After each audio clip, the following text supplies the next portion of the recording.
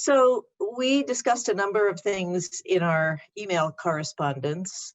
And one of them was this whole issue of force majeure.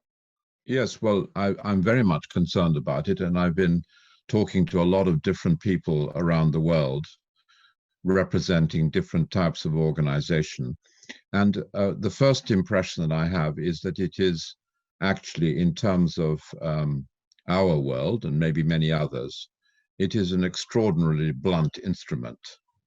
And in a way, it's a very unbalanced and unfair instrument because it, in a way, supports big and powerful organizations, and it gives virtually no real protection to what you might call smaller organizations or individuals who need to find a way of actually protecting their livelihood, as opposed to, and even in a way, their existence.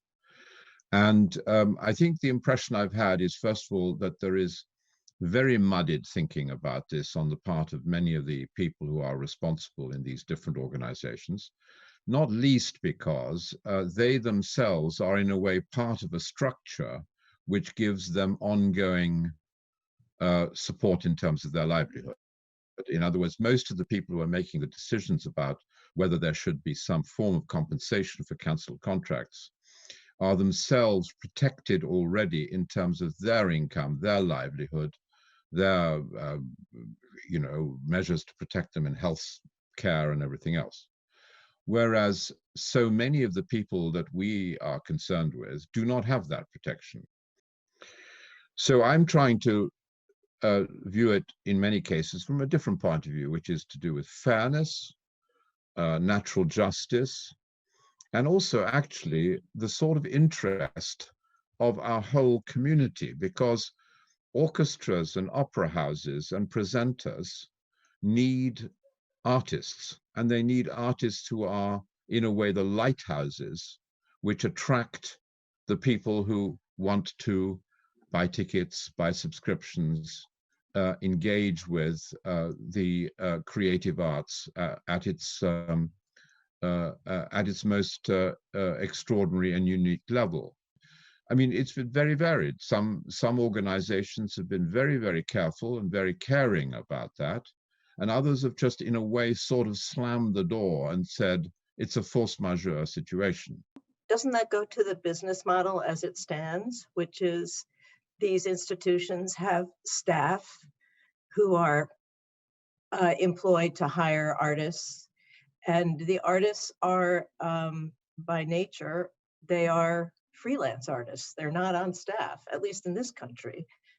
It surprises me that organizations, orchestras and opera houses, which are massively supported by hugely wealthy parts of the community, whether it's corporations or individuals, that they do not somehow seem to think that the responsibility for the conductors and the artists and in some cases, the designers and other freelance artists who are, again, who create the whole image of the art, put it like that they seem to think that that is not a primary responsibility. And I find also, even I was just trying to calculate, for those orchestras cancelling all of their concerts between, let's say, the middle of March and let's say the end of the season in the middle of June, it seems to me that the cost of paying for the contracts which have been cancelled